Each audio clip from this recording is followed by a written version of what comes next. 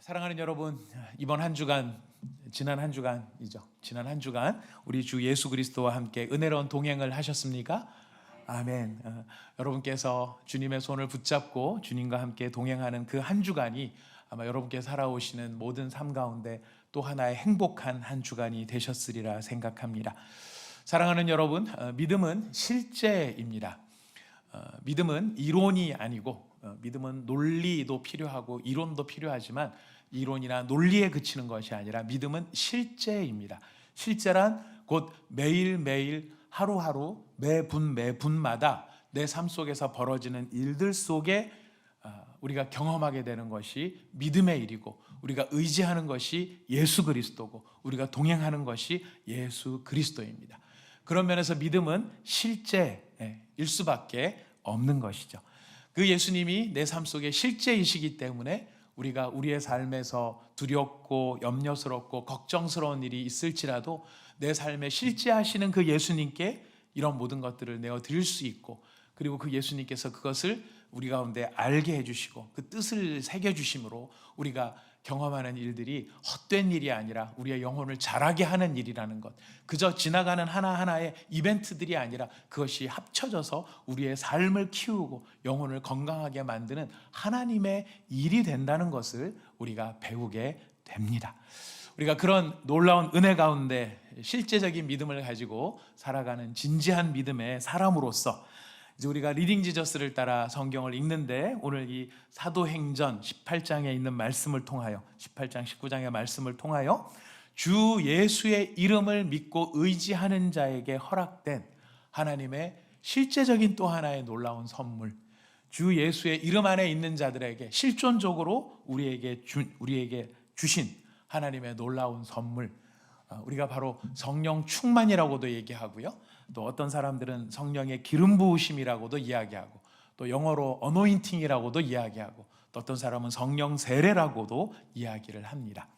바로 그 예수 그리스도 안에 있기 때문에, 예수 안에 있기 때문에 예수 안에 있는 자에게 허락된 하늘의 특권, 그것이 바로 성령의 임재입니다.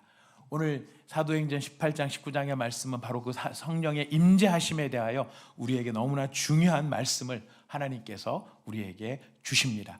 여러분, 우리가 마음을 활짝 열고 기도 활짝 열고 과연 주님께서, 하나님께서 우리에게 어떤 말씀을 주시는지를 우리가 듣고 깨닫고 누릴 수 있기를 바라겠습니다.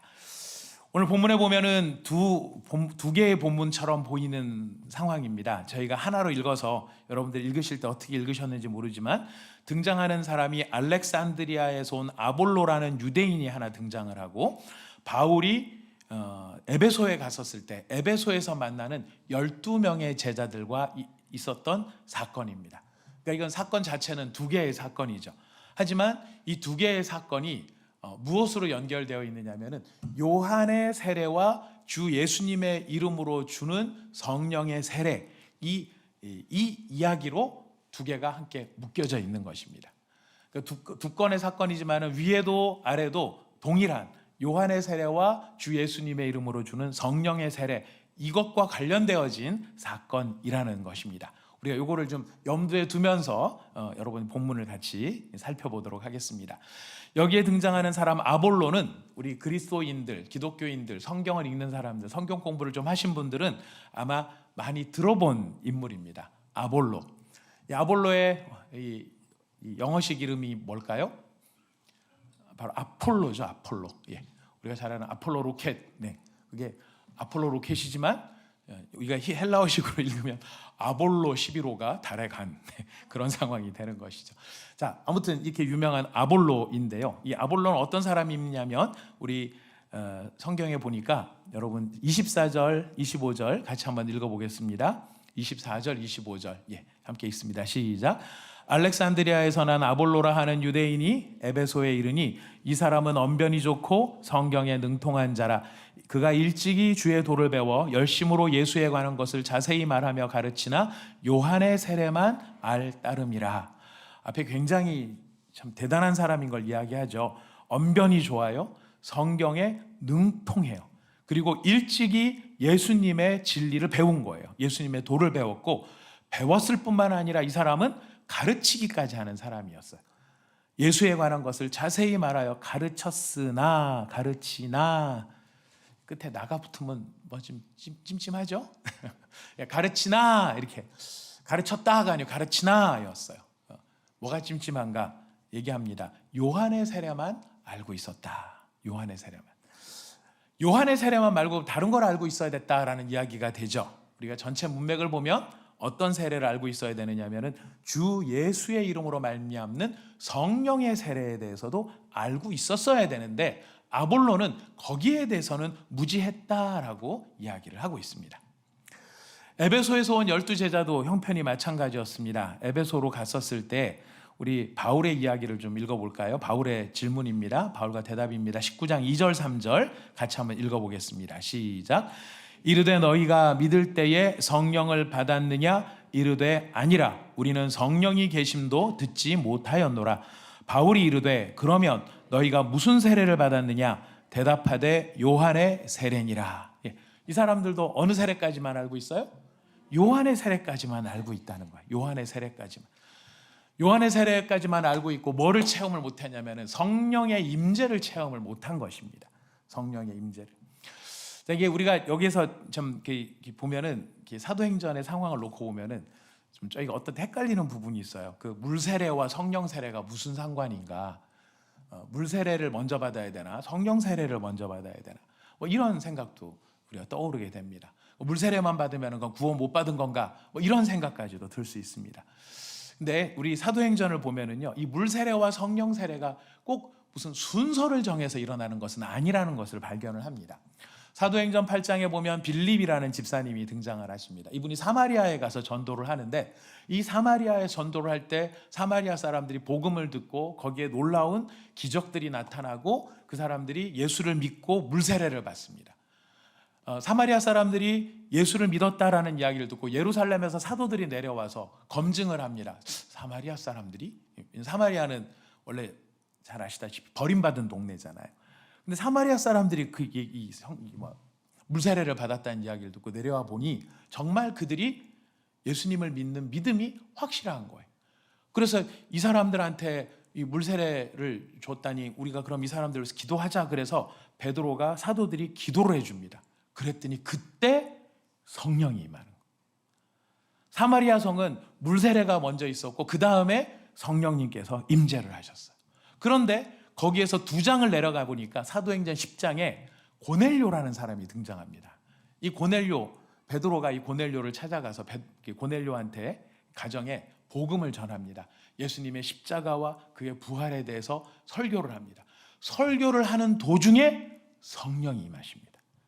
성령이 임하셔서 고넬료의 가정 안에 오순절에 있었던 성령의 역사처럼 그런 역사가 오순절에 고넬료의 가정 가운데 막 일어나는 거예요. 그러니까 그걸 보고 거기 같이 갔던 이 베드로와 이 예루살렘에서 온 정통 유대인들이 깜짝 놀라는 거예요. 왜 놀라냐면 야, 이방인한테도 성령 세례가 내려? 이방인도 성령을 받을 수 있는 거야? 거야? 라고 물어봤지만 눈에 보입니까? 안 보입니까? 보이는 거예요. 성령을 받는 게 보이는 거예요. 그러니 자기 이론적인 면, 정통 유대인의 관점에서 제가 이제 참 이 제자들이 답답한 게 뭐냐면 제자들은 너무 일관성이 있어요. 예수님께서 예루살렘에 올라갈 때 우리 몇 주 전에 듣지 않았습니까? 예수님이 내가 예루살렘에 올라가면 십자가에 못 박히고 죽을 것이다 얘기를 했는데 제자들이 알아들어요? 못 알아들어요? 한 사람도 못 알아들었어요. 한 사람도 못 알아들어요. 제자들은 그때도 아무도 몰랐어요. 근데 예수님이 지금 승천하시면서 뭐라고 하셨습니까? 모든 민족으로 제자를 삼아라. 아버지 아들 이름으로 세례를 줘라. 그리고 너희가 예루살렘과 사마리아, 온 유대와 사마리아와 땅끝까지 이르러 내 증인이 되라. 분명히 예수님이 그렇게 말씀을 하셨는데 제자들은 그걸 이렇게 이해한 것 같아요. 너희들은 예루살렘과 온 유대와 사마리아와 땅끝에 있는 유대인들에게 복음을 전해라. 이렇게 들은 것 같아요. 이방인들은 복음을 들을 수 없다라고 생각한 것 같아요. 그래서 이런 일들이 벌어지니까 놀라는 겁니다. 사실은 놀랄 일이 아니죠. 사실 어떻게 해야 될 일입니까? 박수를 막 치면서 예수님의 말씀이 이루어졌어. 예수님의 말씀이 이루어졌어. 이렇게 생각을 해야 되는데 다 놀라는 거예요. 놀래고 하는 이야기가 뭐냐면 야, 성령이 임했는데 물세례 안 줄 수 있겠냐? 물세례도 주자. 그래서 고넬료의 집안은 성령이 먼저 오시고 그 다음에 물세례가 임한 것이었어요. 자, 이건 성령과 물세례는 사실 뭐가 먼저다 얘기를 할 수 없습니다. 예수를 믿고 난 다음에 성령을 체험할 수도 있고요. 예수를 믿는 동시에 성령을 체험할 수도 있습니다. 자, 그런데 문제는 뭐냐면 바로 이런 성령에 대한 체험이 없을 경우, 성령에 대한 체험이 더딜 경우, 지금 우리 한국교회가 직면하고 있는 여러 문제들 중에 어떻게 보면 근본적인 문제라고도 저는 생각이 됩니다. 교회 와서 성경 공부 열심히 합니다. 예수님에 대해서도 잘 압니다. 회개에 대해서도 잘 알아요. 자, 그런데 요한의 물세례, 요한의 세례는 물세례거든요. 죄를 씻는 세례예요. 죄 씻음을 받고 내가 주님께로 돌아가겠다. 거기까지만 알다 보니까 자꾸 뭐만 강조가 되느냐면 회개만 강조가 되는 거예요. 회개만. 죄 씻음에 대해서만 강조가 되는 거예요. 죄 씻음이 너무 중요하지만 그러나 그것만 중요한 게 아닙니다. 제가 여기서 한 가지 정리를 하고 가야 되는데 여러분 기억하셔야 됩니다. 이거 뭐랑 연결이 되냐면 하나님이 우리를 부르신 거는요, 죄 짓지 말라고 부르신 것이 아닙니다. 하나님이 우리를 부르신 것은 죄를 짓지 말라고 부르신 게 아니라 의를 행하라고 부르신 거예요. 하나님이 우리를 부르신 그 부르심은요, 단순하게 우리가 어떻게 하면 내 인격이 고매해지고 이 성품이 고상해져서 죄를 안 지을 것인가 거기에 있는 게 아니고 하나님이 우리를 부르신 더 큰 뜻은 우리로 하여금 의를 행하도록 하기 위해서 부르신 거예요. 요한의 세례는 죄를 씻는 세례예요. 어떻게 하면 우리가 죄를 덜 지을까? 지은 죄를 해결할까? 여기에 초점이 있었다면 지금 예수 그리스도로 말미암는 성령의 세례는 우리로 하여금 의를 행하도록 하게 하는 바로 그런 목적을 가진 세례였다라는 것이에요. 근데 그 목적을 가진 성령의 세례, 성령을 경험하지 못하니까 아는 것은 있고 들은 것은 있고 그것을 믿기까지 하는데 문제는 뭐냐면 그것을 또 설명도 할 수 있습니다. 설득도 할 수 있습니다. 사람들이 공감도 합니다. 논리적이네. 그럴듯하네. 근데 문제는 거기까지예요. 뭐가 안 되냐면 변화가 안 일어나는 거예요. 변화가 안 일어나요. 오랫동안 가르치고 오랫동안 듣고 오랫동안 설명하고 그래서 내 죄가 회개해야 되겠다. 여기까지는 되는데 문제는 그걸 듣는 사람들, 그걸 경험하는 사람들이 영적인 변화가 일어나지 않더라는 거예요. 그래서 바울이 에베소까지 와서 12명의 제자들을 만나서 이야기를 하는데 뭔가 이상한 거예요. 이 제자들이 분명히 예수도 알고 십자가도 알고 복음도 아는데 뭔가가 하여튼 이상한 거예요. 그래서 뭐라고 하냐면 물어보는 거예요. 너희가 믿을 때 성령을 받았느냐? 믿을 때 성령을 받았느냐? 못 받은 거죠. 아볼로도 요한의 세례만, 에베소 제자들도 요한의 세례만. 그래서 어떻게 합니까? 두 가지를 하게 됩니다. 우리 방송실 여기 에어컨을 살짝만 좀 틀어주시겠습니까? 전체적으로 약간 공기가 탁한 것 같고 더운 것 같습니다. 우리 성도님들이 자꾸 주님께로 막 직접 가시는 분들이 다시 어쨌든 우리가 함께 가도록 하시죠. 저랑 같이 함께 가시도록 하겠습니다. 자, 이제 어떻게 하느냐면 자, 첫 번째입니다. 자, 사도행전 18장 26절 같이 한번 읽어보겠습니다. 18장 26절 멀티로 하려니까 바쁘죠. 에어컨도 틀랴 자막도 올리랴. 우리 방송실 정말 애 많이 씁니다. 나가시면서 여러분 한번 따뜻하게 격려 좀 부탁드립니다. 18장 26절 읽겠습니다. 시작.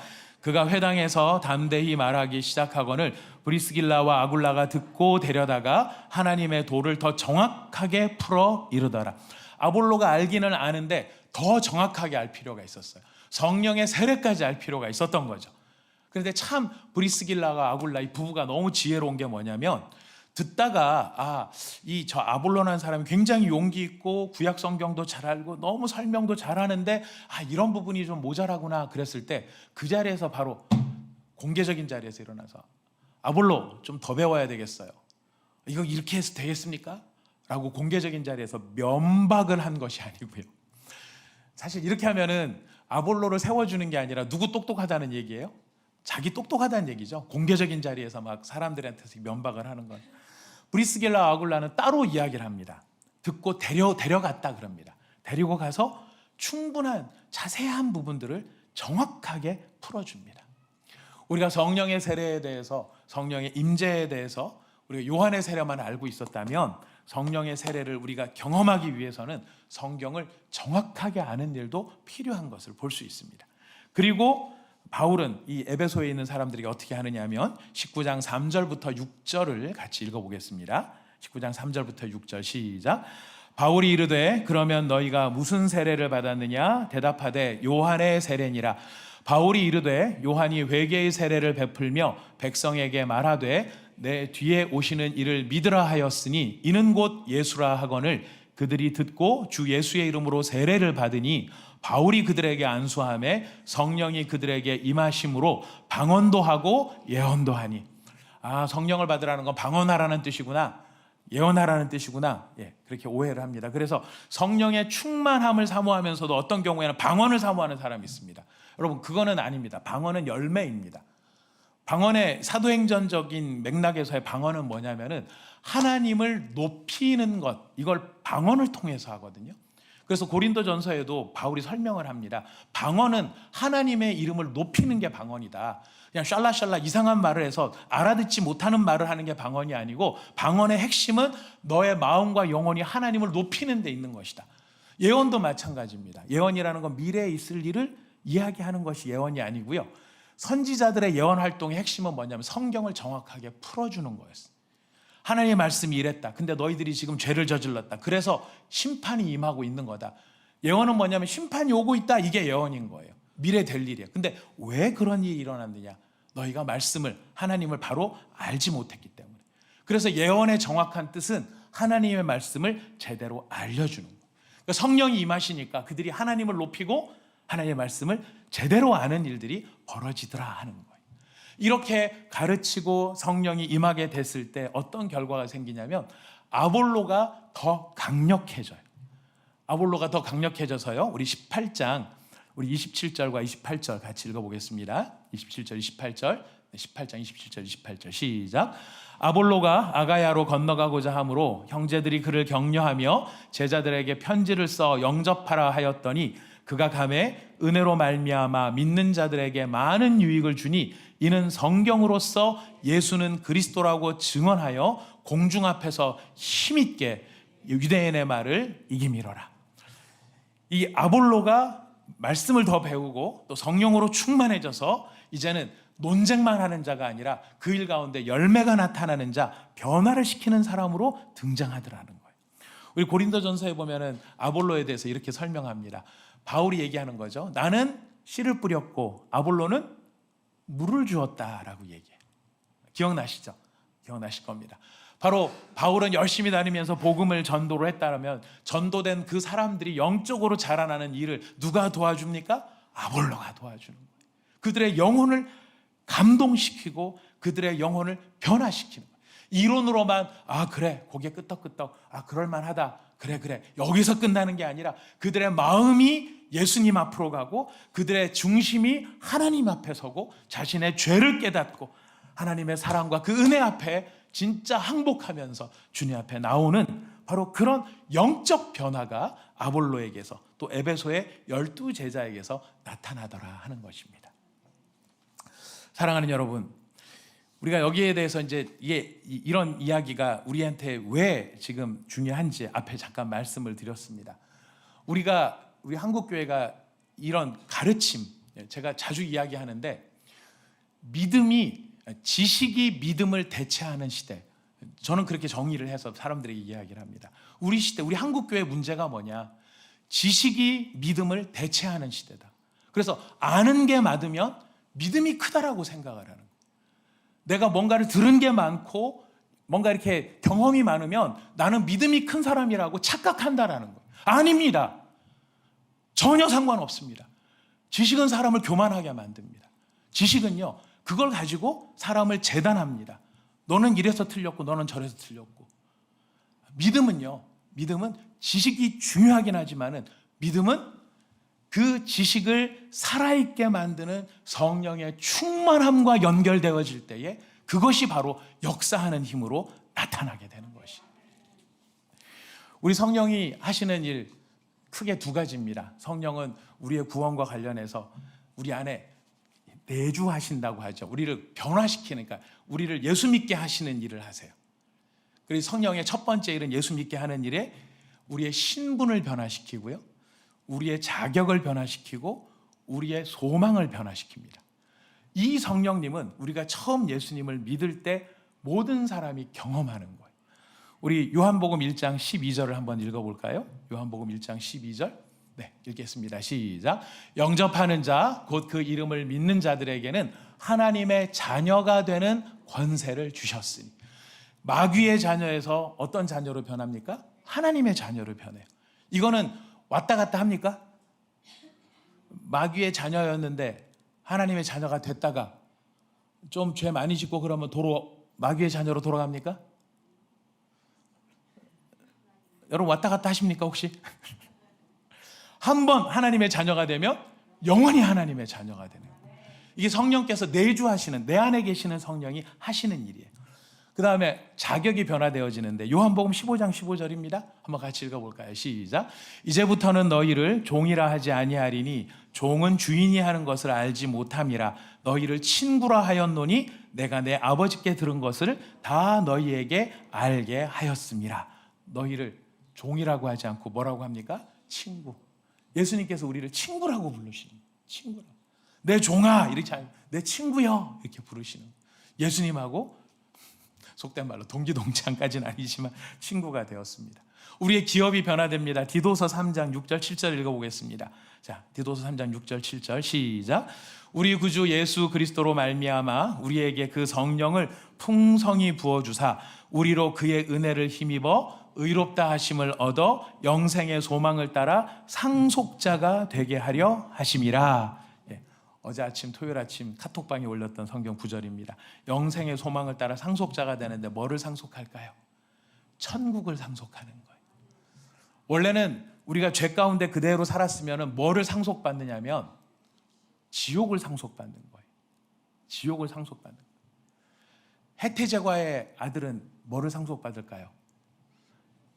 과자를 상속받겠죠. 아이스크림하고. 현대자동차의 아들은 뭐를 상속받을까요? 자동차를 상속받겠죠. 회사를 상속받겠죠. 지금 우리는 지옥을 상속받을 뻔했는데 천국을 상속하는 사람으로 바뀌었어요. 이게 다 바꿔주시는 일을 누가 하셨을까요? 성령이 하신 거예요. 성령. 이게 우리 안에 들어오신 성령이 하시는 일. 근데 성령은 우리 안에 들어오셔서 우리를 의롭다고 하심으로 칭의, 우리가 죄송합니다. 오늘 처음 교회 나오신 분이 계시면은 무슨 복잡한 용어가 이렇게 많아 생각하실지 모르겠는데 설명이 쉽지가 않아요. 제 실력으로는 쉽지가 않아요. 그래서 막 갖다 붙입니다. 의롭다고 하시기 때문에 이런 신분의 변화, 자격의 변화, 기업의 변화가 있는데 이거는 칭의와 관련된 거고요. 성령은 우리를 성화, 거룩하게 하는 일도 성령이 하시는 거예요. 그 거룩하게 하시는 일에 필요한 게 성령의 권능인 것입니다. 여러분 우리 사도행전 1장 8절을 읽어보겠습니다. 사도행전 1장 8절 시작. 오직 성령이 너희에게 임하시면 너희가 권능을 받고 예루살렘과 온 유대와 사마리아와 땅끝까지 이르러 내 증인이 되리라 하시니라. 이거 제자들에게 하신 말씀입니다. 제자들은 이미 구원받은 사람들입니다. 구원받은 사람한테 성령이 임한다. 성령을 기다리라. 왜 그럴까요? 여러분 성화라는 거는 우리가 많이 오해를 하는 게 인격과 이 정서만을 생각합니다. 그래서 내가 예수님 믿는 사람으로 예수님답게 예수님을 닮아가는 게 성화인데 예수님을 닮아가는 것을 인격과 내면의 감정이나 이런 것들만 생각을 해요. 성품 뭐 이런 것만 생각을 해요. 아닙니다. 그것도 포함해서 성화는요, 우리의 은사와 사명과 사역이 모두 함께 성장하는 것이 성화예요. 그래서 우리가 예수님을 믿고 거룩해지면 성품만 좋아지는 것이 아니라요, 꿈도 바뀌어요. 이전까지는 내가 나만을 위한 꿈을 막 꿨었는데 거룩해지면 거룩해질수록 그 꿈이 나만을 위한 꿈이 아니라 다른 사람을 위한 꿈으로 바뀌고요, 예수를 위한 꿈으로 바뀌어요. 성화는 종합적입니다. 그래서 인격과 성품뿐만 아니라 은사와 사명과 사역까지. 그래서 예수님께서 제자들에게 땅끝까지 이르러 내 증인이 되라 말씀하셨을 때 네, 알겠습니다. 끝까지 가겠습니다. 그렇게 보낸 게 아니라 뭐라고 말씀하세요? 기다리라. 무엇을요? 성령을. 그 성령으로 충만하고 성령으로 일해야 이 일이 이루어질 수 있다. 성령으로 일해야 이 사명을 감당할 수 있다. 성령으로 일해야 바로 지금 이런 영광스러운 일들을 감당할 수 있다. 이야기를 하는 것이. 그래서 이 말씀은 오늘 사실 우리에게 진짜 큰 도전, 저도 이 말씀을 준비하면서 너무너무 큰 도전을 받았는데요. 교회를 얼마나 오래 다녔는가, 지금 얼마나 우리가 해야 될 일이 이것저것 많은가, 교회도 건축해야 되고, 건축 아직 우리 꿈 안 꾸고 있습니다만 나중에 우리 교회 성도들도 늘어나야 되고, 내가 정말 이런 일도 해야 되고, 주의 영광을 위해서 구제도 해야 되고, 봉사도 해야 되고 하지만 그 모든 일보다 더 근본적으로 중요한 게 있는데 그게 무엇입니까? 바로 성령의 임재를 경험하는 거예요. 성령의 충만하심을 경험하는 거예요. 여러분, 성령의 충만하심을 경험을 할 때 우리가 어떤 변화를 경험합니까? 어떻게 변화를 경험합니까? 우리가 이 성령의 임재가 있을 때요, 주의 능력을 따라 우리가 주의 임재하심 속에서 주님을 예배하면은 기도가 변하고 찬양이 변합니다. 여러분들 혼자 계실 때 또 찬양하시죠? 우리가 공중에서 이렇게 여러 사람이 모여서 찬양을 합니다. 오늘 아까 우리 그날에 막 찬양 부를 때 얼마나 감격스럽고 영광스럽습니까? 막 이럴 때 우리가 막 감격하는 것도 있습니다만은요, 찬양은 공중 여러 사람이 함께 있는 회중에서만 부르는 게 아니죠. 찬양은 또 언제도 불러야 돼요. 여러분 혼자 계실 때 뭐 하세요? 혼자 계실 때 뭐 하세요? 넷플릭스만 보십니까? 유튜브만 보십니까? 아니죠. 우리 혼자 있을 때 말씀 보고 기도하고 찬양해요. 그런데 여러분, 찬양을 혼자 하더라도요, 내가 찬양을 하는 가운데 성령이 임하시면은요, 그 찬양이 우리를 영적으로 새롭게 합니다. 어떤 찬양은 혼자 앉아서 그냥 처음에는 그냥 매가리 없이 이렇게 부르다가 어느 사이엔가 그 찬양을 통해 성령이 우리를 변화시키고 새롭게 하시면은요, 그 찬양을 앉아서 부를 수가 없어요. 벌떡 일어나서 손을 높이도, 누구 보라고 하는 찬양 아니에요? 우리 교회는 참 너무 감사한 것 중에 하나가 이 카메라 웍이 없어가지고 손 들고 막 찬양해도 그 손을 안 잡아줘요. 이렇게 안 잡아줘. 근데 어디 그 대형 교회 가면은 카메라 웍이 잘 되다 보니까 은혜로워요, 굉장히. 근데 손을 쫙 잡아줄 때가 있어요. 그래서 예전에 제가 청년부 했었을 때 그 청년부 형제 하나는 그 손 잘 잡히는 자리, 카메라 잘 잡히는 자리에서 늘 손을 올리고 찬양을 했어요. 끝나고 나서 저한테 항상 물어봤어요. 목사님, 오늘 제 손 보셨어요? 이렇게. 손을 올리면은 막 은혜 받는 것 같지만 그런 거 말고요. 그런 거 말고. 나 혼자 있는데도 그 부르는 찬양이 힘이 나게 만들고요, 나를 울게 만들기도 하고요, 나를 새롭게 하기도 하는 거예요. 누가 역사를 하시는, 임재하시는 겁니까? 성령이 임재를 하시는 거예요. 내가 혼자 기도를 한다 했을 때 기도 5분도 잘 못하고 어렵게 끌고 가는 그 기도가요, 성령께서 내게 함께 하시면서 그 임재를 하게 하실 때는요, 우리가 그 기도가 시간을 따지지 않는 깊은 기도가 되기도 하고, 내가 생각하지 못했던 기도의 제목들이 막 떠오르면서 누군가를 위해서 기도하게 돼요. 성령의 임재가 이토록 중요한 이유가 바로 여기. 성도가, 구원받은 성도가, 구원을 못 받았다는 게 아니고 구원받은 성도임에도 불구하고 그 성도가 힘이 있고 능력이 있고 감당하기도 하고 기쁨이 충만하게 되기도 하는 그 힘이 어디에서 비롯되느냐? 바로 성령으로 말미암다는 것이. 여러분, 좋은 일이 생기면 우리가 가만히 있지를 못합니다. 요즘에 골프를 치는 사람들이 참 많죠. 대중적이 됐어요. 그래서 골프를 치는 사람들 뭐를 좋아하는가 봤더니 홀인원이라는 규정이 있다면서요. 제가 안 가봐서 잘 모르는데 하도 많이 들어서 압니다. 딱 쳤는데 한 방에 들어가면 홀인원이라면서요. 굉장히 힘든 거라면서요. 그 이루어지면 사람들이 상금도 준다면서요. 어디는 상패도 만들어준대요. 홀인원 딱 하면 그 사람이 홀인원 됐을 때 가만히 있습니까? 홀인원이네. 그래. 이렇게 하고 그만둡니까? 펄쩍펄쩍 뛰죠. 야구 좋아하는 사람들 보니까요, 자기가 응원하는 야구팀이 한국 시리즈 우승을 하니까 가만히 있지를 못하더라고요. 제가 신대원을 다녔던 93년, 4년 그때 어간인데 그때 아마 롯데가 한국 시리즈에서 역전승을 했던 것 같아요. 그때 저희 방에 부산에서 오신 전도사님이 몇 분 계셨거든요.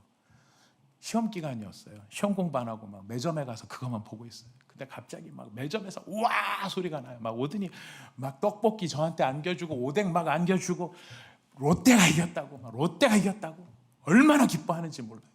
그래서 제가 그분들을 붙잡아 놓고 한마디를 했습니다. 전도사님, 롯데가 이긴 것으로 기뻐하지 말고 전도사님의 이름이 생명책에 기록된 것으로 인해서 기뻐하십시오. 오뎅 다 뺏기고 떡볶이 다 뺏기고 저도 뭐라 그래 막 이러면서 자기가 응원하는 팀을 가만히 있지를 못하더라고요. 뭐 그 사람들 뿐이었습니까? 우리 2002년 어땠습니까? 아마 2002년 후에 태어난 사람은 모르겠지만 2002년도에 한국 전체가 난리가 났습니다. 지나만 다녀도 이거 알죠? 이거만 하면 사람들이 박수를 치고 막 짝짝짝 하고 막 언제 봤다고 막 서로 막 아는 척하고 얼마나 기뻤으면 그래요. 여러분 축구에 4강만 올라가도 그렇게 기쁜데 성령께서 우리 가운데 임하셨을 때 성도가 누리는 기쁨은요, 그런 거랑 비교할 수도 없는 기쁨이 우리를 사로잡는 거예요. 우리를 새롭게 하는 거예요. 우리를 능하게 하는 것입니다. 우리가 교회 일을 하다가 보면은 참 좋은 일, 선한 일을 안 해서가 문제가 아닙니다. 우리가 교회 안에서 봉사도 참 많이 합니다. 모든 성도님들 가능한 한 봉사하려고 애를 쓰시고 참 굳은 일도 잘 하시려고 노력을 해요.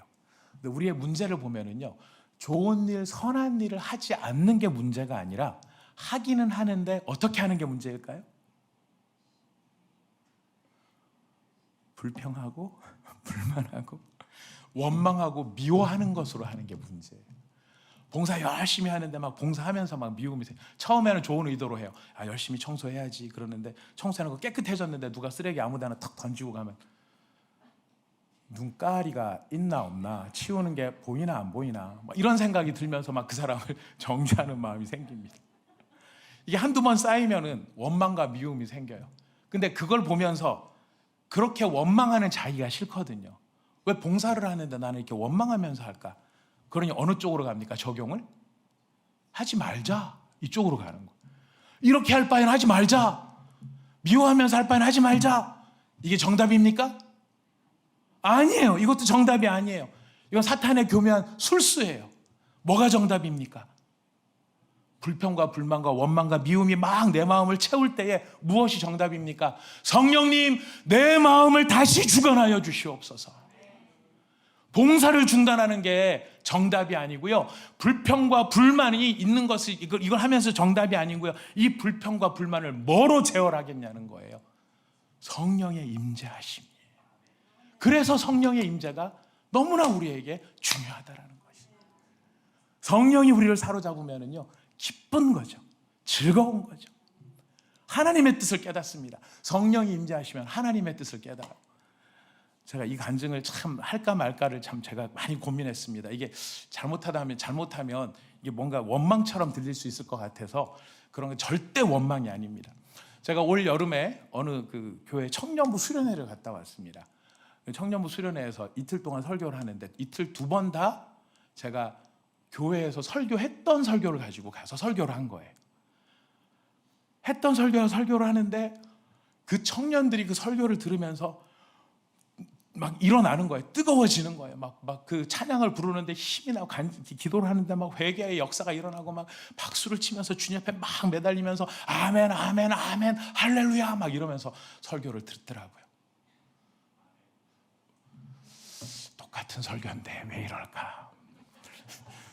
똑같은 설교인데 왜 이럴까?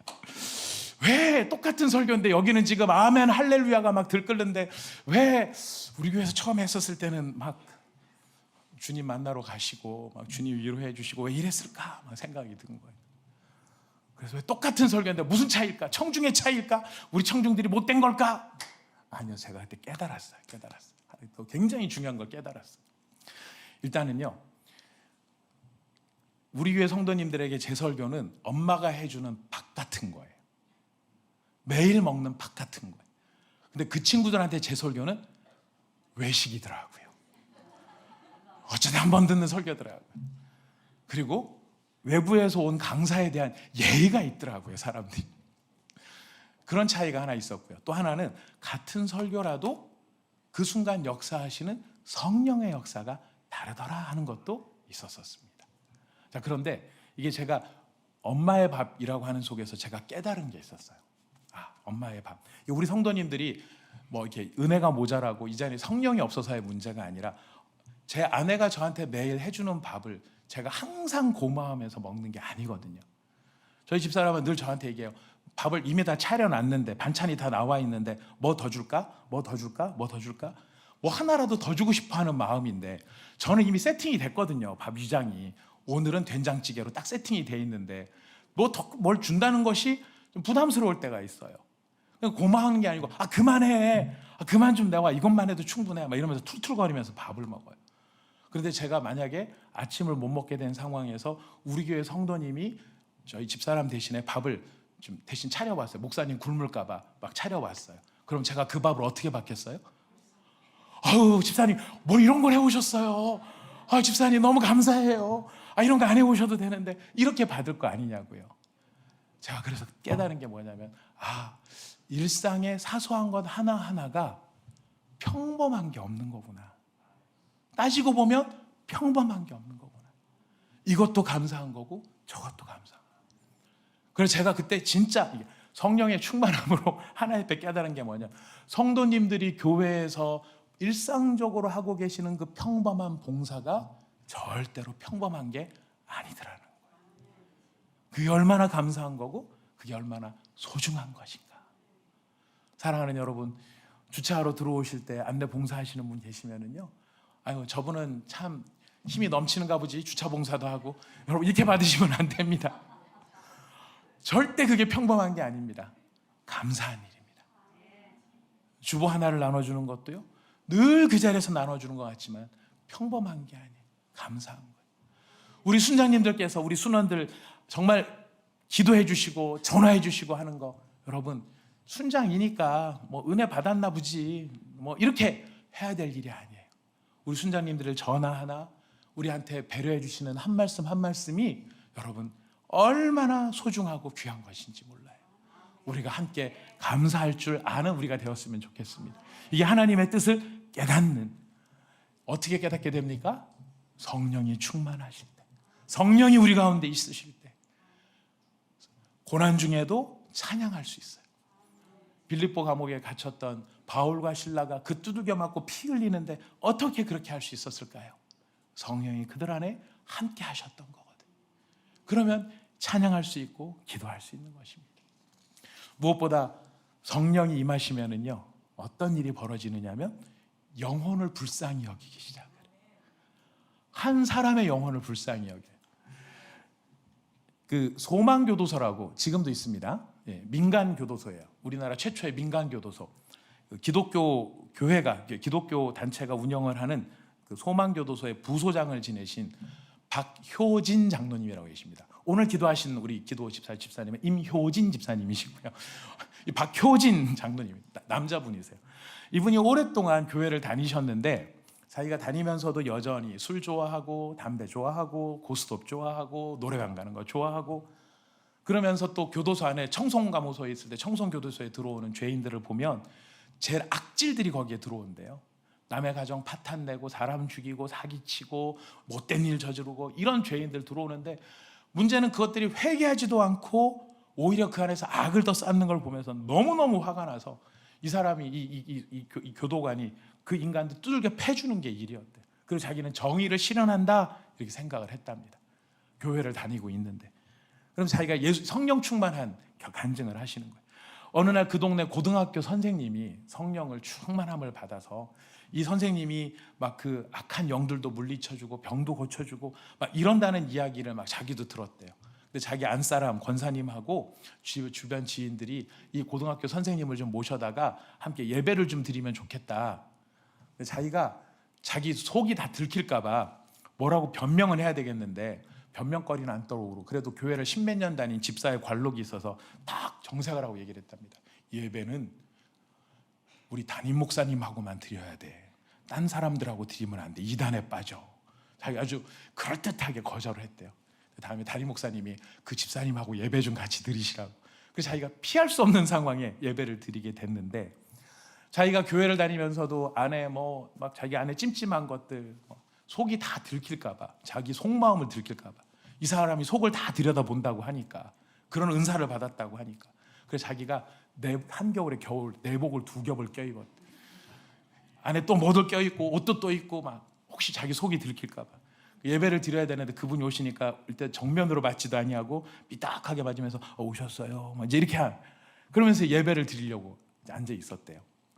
자기가 그런데도 마음이 내 속을 들키면 안 되는데, 내 죄가 드러나면 안 되는데, 이런 마음 때문에 이렇게 위축되어 있는데 순간 반발심이 생기더래요.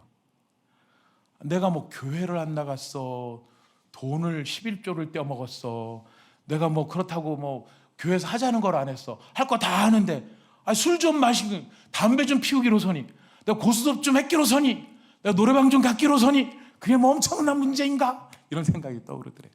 그래서 그 선생님한테 되물었답니다. 예배 드리는 건 좋은데, 경상도 분이신데 흉내를 잘 못 내겠어요? 나중에 제가 링크 걸어드릴 테니까 한 번씩 보시면서 리얼한 은혜를 한번 받아보십시오. 다 좋은데 예배 드리는데 한 가지만 좀 물어보고 제가 예배를 드렸으면 좋겠습니다. 성경 어디에 술 마시지 말라는 얘기가 나오나요? 성경 어디에 담배 피지 말라는 얘기가 나오나요? 성경 어디에 고스톱 하지 말라는 얘기가 나옵니까? 이렇게 딱 질문을 했대요. 그러면서 마음에 갑자기 난 너무 똑똑해, 어떻게 이런 질문을 했지, 막 이런 생각이 났대요. 자기를 한참 들여다보더랍니다. 자기가 움찔해서 또 들여다보나, 이렇게 움찔해서 이렇게 하고 있는데, 좋습니다 선생님, 그럼 제가 성경 한 구절만 읽고 제가 예배를 드립시다. 그러면서 인용한 구절이 고린도전서 6장 19절이었대요. 너희 몸은 너희가 하나님께로부터 받은 바 너희 가운데 계신 성령의 전인 줄을 알지 못하느뇨? 이렇게 성경을 읽더랍니다. 알지 못하느뇨? 그래서 자기가 순 싸가지 없게 어떻게 성경을 이렇게 읽어? 이런 마음이 들면서 이거 순 사입이네, 이런 생각이 들었대요. 근데 그게 아니고, 성경은 모든 대부분의 말씀이 평서문이나 명령문으로 끝나는데 이렇게 의문문으로 끝나는 게 별로 없다는 거예요. 근데 의문문으로 끝나는 거는 그만큼 독특한 것이죠. 그래서 너희 몸이 성령이 거하시는 전인 줄을 알지 못하느뇨? 이렇게 물으면서 이분이 뭐라고 얘기를 하냐면, 불교 신자들도 절에 갈 때는 자신의 몸을 깨끗하게 목욕을 하고 제일 좋은 옷으로 갈아입고, 심지어는, 저도 처음 알았습니다, 심지어는 절에 가는 동안에 입에다가 수건을 물고 간대요.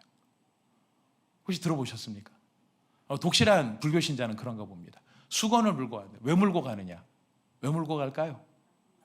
가는 동안에 쓸데없는 말 하지 말라고, 가는 동안에 나쁜 말 하지 말라고, 부정탄다는 게 더러워지는 거죠. 더러워지지 않으려고 불교 신자들도 저 우상 앞에 나가서 절하기 위해서 나갈 때는 제일 깨끗한 옷을 입고 입 말 한마디도 조심해서 그렇게 나가는데, 성령이 거하시는 당신의 몸 안에다가 왜 연기를 집어넣고, 왜 술을 집어넣고, 왜 밤새 고스톱을 하고, 왜 노래방 가서 이상한 아줌마들 만나고, 그게 정상이겠느뇨? 자기가 그 말을 듣다 보니까 맞더래요. 제가 이 박효진 장로님 간증을 인용하는데 또 다른 이유가 있는데, 맞더래요. 들으면서 계속 마음에 맞네, 그 말이 맞네. 처음엔 되게 반발심이 생겼는데 자꾸 듣다 보니까 맞네, 그 말이 맞네, 그러네. 그렇게 예배를 드리고 잤답니다. 가시고 잤답니다. 놀라운 게 그 다음날 아침에 자기가 변했대요. 어떻게 변했냐면, 매일 담배를 피던 자기가 옆에서 동료가 담배를 피워서 냄새만 나도 오장육부가 뒤틀리더라는 거예요. 이분 별명이, 본인이 말씀하신 별명이에요. 폭탄주 제조 공장장. 이게 본인의 별명이에요. 술을 너무 잘 마셔서. 그런데 술 냄새만 맡아도 토할 것 같고, 그래서 회식이 막 벌어졌는데 자기 이제 술 안 마신다고. 그랬더니 사람들이 농담으로 알더래요. 네가 그렇게 술 좋아하는 네가? 교도관 상사들이, 교도소장이나 이런 사람들이 자기 술 안 마신다고 하니까 처음에는 아유 마셔, 그러지 말고 마셔. 그러다가 나중에는 화를 내더래. 분위기 망친다고. 네가 안 마시면 안 마셔. 예수 믿으면 예수 믿어. 내가 주는 잔을 왜 안 받느냐. 잔 집어 던지고 술 뿌리고 그 모욕을 당하는데도 그럼에도 불구하고 그러면 그래라. 나는 술 안 마신다. 그러면 그래라. 술 안 마신다. 하루아침에 바뀌었다라는. 근데 가장 놀라운 변화가 뭐였냐면 자기가 보기만 봐도 저 인간 같지 않은 놈들, 저 죽일 놈들, 그래서 두들겨 패고 건수만 생기면 그냥 잡아 족치고 그랬던 인간들이 불쌍하게 보이기 시작하더라는. 그 영혼이 남의 가정 해치고 저렇게 악한 죄를 저질렀지만 여기까지 들어온 저 영혼, 내가 왜 쟤네들을 때렸던 거, 내가 왜 제 영혼들을 때렸던 거. 자기가 은혜 받고 이렇게 기회가 될 때마다 기도만 하면 눈물이 흐르고 정말 이런 막 하나님의 성령이 역사를 하시니까 막 그 간절함이 생기는데 그 간절함 속에 저 죄인들이 불쌍한 마음이 생기는데, 그래서 이 교도관이 어떻게 하냐면 개인적으로 한 사람씩 불렀답니다. 자기가 때린 인간들을 불러서 다 앉혀놓고 미안하다, 내 죄다, 용서해라, 내가 널 때린 게 잘못이다, 내가 너를 왜 때렸는지 모르겠다. 죄인들이요 그 얘기를 하고 손을 막 잡고 막 자기가 진지하게 막 얘기를 하니까요 경계를 하더래요. 저 인간이 무슨 짓을 하려고, 저 인간이 무슨 짓을 하려고. 그 중에 제일 악질이었던 애가 하나 있었는데 그 제일 악질이었던 애, 자기가 막 그러니까 내가 너 많이 때렸다, 미안하다 그랬더니 걔가 그러더래요. 어디 교도관이 사람 때리실 사람입니까? 전 맞은 적 없습니다. 피하더라는 거예요. 그런 모습을 보면서 자기가 더 통회가 찾아오더래요. 내가 얼마나 못되게 굴었습니까? 내가 얼마나 못되게 굴었습니까? 그래서 정말 있을 수도 없는 일이 벌어졌는데 정복을 입은 교도관이 죄수복을 입은 죄인 앞에 무릎을 꿇고 자기가 통곡을 하면서 사과를 했다는 거예요. 내 잘못이다, 내 잘못이다. 자기가 이렇게 변화가 되니까요 놀라운 일이 벌어지는데, 그렇게 두들겨 패도 변하지 않았던 사람들이 내가 잘못됐다, 내가 너를 때린 게 잘못됐다, 나를 용서해라, 울면서 자기가 진심으로 사과를 하니까 그 사람들이 처음에는 믿지 않다가 나중에는 같이 붙들고 오면 제가 죄인입니다. 아니요, 교도관님 잘못한 거 없습니다. 제가 죄인입니다. 그래, 내가 예수 믿고 이렇게 됐다. 너도 예수 믿자. 그러면서 울면서 전도하고 울면서 십자가 복음 전하고 네, 예수 믿겠습니다. 언제부터 교회 가면 될까요? 울면서 변화시키는 역사가 일어나서 청송감호소 자체가 변화가 되는 일이 벌어졌다는 거예요. 이게 누구의 능력입니까? 성령의 능력. 한 사람의, 그 사람의 마음의 능력이 아니고 성령이 임하시니까. 성령이 임하시니까.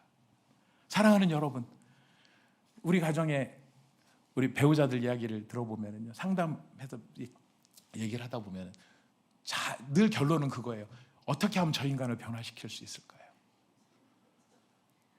제가 수십 가정, 뭐 사랑의 교회 사역까지 하면은 여러 수십 가정을 상담을 했는데 항상 결론은 똑같아요. 어떻게 하면 저 인간을 변화시킬 수 있을까요? 그 관계 어려움 때문에 찾아오는 사람들도 다 상담을 해봅니다. 어떻게 하면 저 인간을 변화시킬 수 있을까요? 제가 그때는 제가 요즘 회개하고 저도 새 사람이 됐는데요, 한참 제가 뭘 모를 때는 그 사람을 변화시키는 법, 그래갖고 한번 경청을 해보십시오. 끝까지 들어주십시오. 그리고 공감을 해주신 다음에 그 다음에 하고 싶은 말을 해주십시오. 뭐 이런 제가 상담을 했던 것 같아요. 근데 제가 깨달았어요. 분명히 깨달았어요. 결론은 하나예요. 당신이 변하지 않으면 그 사람은 안 변합니다. 당신이 변하지 않으면 절대로 다른 사람은 변하지 않습니다. 자, 그런데 어떻게 나를 변화시킬 수 있을까요? 각오해서요? 결심해서요? 오은영 선생님을 만나서요? 김영욱 씨를 만나서요? 아니에요. 성령의 임재예요. 성령이 우리 가운데 오셔서, 성령이 내 안에 오셔서 그 성령이 나를 변화시키고 내 안에 새 일을 하실 때 비로소 내가 변화되는 거예요. 내가 변하면 세상이 변하는 거예요. 사랑하는 여러분, 오늘 본문 말씀이 그 얘기를 하고 계십니다. 여러분, 교회를 얼마나 오래 다니냐 문제가 아니에요. 여러분, 우리가 성령으로 옷 입었는가? 우리가 성령의 임재를 누리는가? 내가 논리와 내가 이론과 나의 이해를 넘어서 내 안에 성령이 계시고 내가 그 성령 앞에 순종하는가? 사랑하는 여러분, 이런 분이 되시기를 축복합니다. 우리 교회가 이렇게 성령이 역사하는 교회가 되기를 축복합니다. 그 성령이 누구에게 임합니까? 저 박효진 장로님 간증을 제가 특별히 인용한 이유가 있다 그랬죠. 여러분, 만내만 해도요 자다가 변화를 받더라고요. 너무 감동이 됐어요. 어디 가서 뭐 기도원 안 가고, 이번에 기도원 간 적도 없대요. 소나무 뿌리 뽑아본 적도 없대요. 자다가 은혜 받았대요. 자다가 은혜 받았는데 만내 하는 그 와중 속에 하나님 앞에 나가는 그 10년 가운데 주님이 성령을 부어주십니다. 여러분, 이 기적이 오늘 우리에게도 일어날 수 있는 것입니다. 왜요? 성령은 지금도 살아계시니까. 성령은 지금도 운행하고 계시니까.